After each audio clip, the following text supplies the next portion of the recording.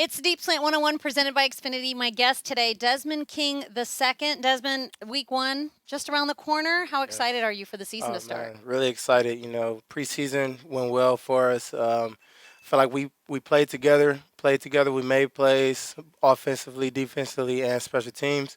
And just kind of want to take that momentum we have from the preseason into week one, and we're just very excited. To actually start the regular season of the NFL 2021. You said the preseason went well. I think that's a little bit of an understatement for you. You had a great preseason, both on defense and as a returner. When you signed here this offseason and you headed into camp and preseason, what was it that you wanted to show these coaches? And how do you think that you accomplished those? How do you think you did coming out of it? Knowing that I'm going into my fifth year in the NFL, just kind of wanted to show these guys that I wanted to develop this leadership role, with this team, and knowing that I'm new here, um, not just being somebody that they brought in, but being what they want in that player, and that's being a leader, being a vet, and leading the right way and leading from the front and doing the daily things, and that's the way that we want here. We want to build this family, we want to build the right team, for each and everybody to lead. Like that's what we kind of want to build as a culture. When looking back at your career, both high school and college, it seemed like you've always had a knack for getting to the Yeah, ball. You set a high school record for the most interceptions.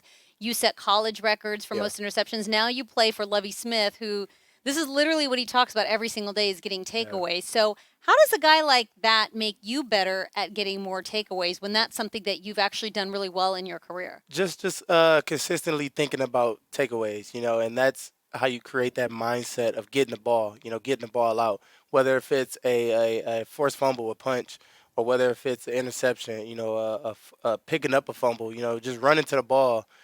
Stuff like that is very important because you never know what can happen when the ball is in the air or when the ball is on the ground. You could just simply run to the ball, and then the ball is a fumble. You pick one up and you could take it back for a touchdown. Those are big plays that we look for in our defense, and I feel like that's what he preaches, and that's what this defense is based off of. What do you think about playing for Lovey? I mean, obviously, a lot of guys have grown up watching him. You Hmm. played in the Big Ten. You guys had some overlap in the Yeah. Big Ten, didn't you, as well? I think my last year, he was just coming in the year after that, so I probably missed him by a year. But he said he seen me play in college. He watched me play, and like I said, and I've seen him coach. When he was with the Bears, so I kind of knew like what kind of coach and what kind of defense he had because I saw guys going through his system, and I had like other mentors or like DB like trainers that was coached by him as well. All right. So your first 2 years in the NFL, you had multiple pick sixes, 4 sacks. That's in your first 2 years, Hmm. and then by the end of the year, too, you were first team All Pro DB and a second team All Pro punt returner. Yeah. So, what do you think was different for you that 2018 season? I'm sure that's something that you want to get back to, but what do you think was different about that season, and how close or how far do you feel like you are from that 2018 version of yourself? I would say it was just more of just being comfortable, you know what I'm saying, and using and knowing what my strengths were in that defense that I was playing with the Chargers, and I think that's where I'm getting back to here, like knowing my strength, that's instincts, tackling, going to get the ball, and then just being a returner. I haven't returned the ball for about like 2 years now, so now it's just like really me just trying to settle in and get back used to that returning the ball and things like that. And I feel like I got a good knack for it still, and I'm excited to go back there and continue to do what I've been doing. You haven't returned the ball in 2 years. It's been So, about 2 years, so in yeah. preseason, that first preseason game, you had a 43-yard punt Hmm. return. When was the last time you returned a punt before that? 2019 Really? against the Denver Broncos, I had a touchdown. It's like riding a bike, Yeah, returning man. kicks. Yeah, I love it. It's amazing. What's easier, or what do you prefer? Do you prefer I kick prefer or punt kickoff? return. Punt return? I Why is prefer that? only because all right. So the thing with punt return, kick return is the more set up return. You have to go this way. You can't go another way. Yeah. So I think punt return, like, yeah, it's a setup return, but you can also set the return yourself. You know what I'm saying? You can set up blocks, you can make cuts, you can see more than just a kick return because the kick return, you literally go one way. If you go the other way, there's nobody there to block for you. So as a punt return, it's more spread out, and guys, you can set up blocks for them that can open up a gap for you. The reason why you were playing more in the preseason was because Andre Roberts was Yeah. out. Hmm. So obviously that's what he's known for, is returning Yeah. kicks. What's it been like to sort of watch him and learn from him, or have him in that same position as you, as someone that's returned kicks Yeah, before? I've seen him, a couple years in the NFL, even when he was with the Jets, and he was a really, really great returner. I actually played against him, and I saw, what he could do. So, just learning from him. He's a vet, and getting that knowledge from him as a returner, is very, very helpful for me as well. Sometimes I would watch him in OTAs and he would just catch the ball Oh like with yeah, his hands yeah. like out of the air, which I don't think I've ever seen that before. Is that something that you would try? Yeah, they have us like practice that every You'd now and then. really? Yeah, like Okay. we'd catch a ball with just our right hand, we'd catch a ball with just our left, and then I know yesterday we actually did like how many can you catch? I saw that Yeah, one yeah, day in yeah, camp yeah. And where guys had yeah. like 4 balls and then they were still trying to catch Yeah, a kick. yeah. So I mean, like they have us, trying out and practicing new things. Just having fun back there. It seems like you're having fun, but when you look back at last year seems like it was Hmm. it was rough for a lot of different reasons, COVID being Yeah. one of them. But for you, you started the season with the Hmm. Chargers, you ended the season with the Titans, you get traded prior to week 9, you move across the country and start playing for a new team. Hmm. What was that season like for you? It was tough. It was definitely tough. Like you said, starting with the Chargers, I've been there for going into that fourth year. It's been 4 years when I was there. And just being on the field, being out there playing, and then I was replaced and I was taken out, and then it was just like getting really frustrating. Like, what am I doing wrong? Like, why I'm not on the field? I feel like I can be very helpful, to the defense. And I was just like kind of getting a little bit into my head, and then found out I ended up getting traded to Tennessee. Very very thankful and blessed, that they gave me an opportunity to come there and play, right away on their team. Definitely a great organization there as well. The players, the coaches, all the way up to the people in the kitchens. Great organization. And then season in there, now I'm here in Houston. You know what I mean? So I mean, it was tough last year. Dealing with all the COVID stuff and not having fans. So like, you just have to really like adapt to a whole new lifestyle. You know what I'm saying? Like you said, moving from the West Coast all the way to Nashville, like it was a whole new like lifestyle. It was different from California. So now I'm here in Houston and I'm just trying to get acclimated to the community and to the team. I think one of the coolest under the radar stories of training camp that not enough people are talking about is the fact that you are here with your childhood friend Tavier Oh yeah. Thomas. I did not know that, and I think Tavier talked about it Hmm.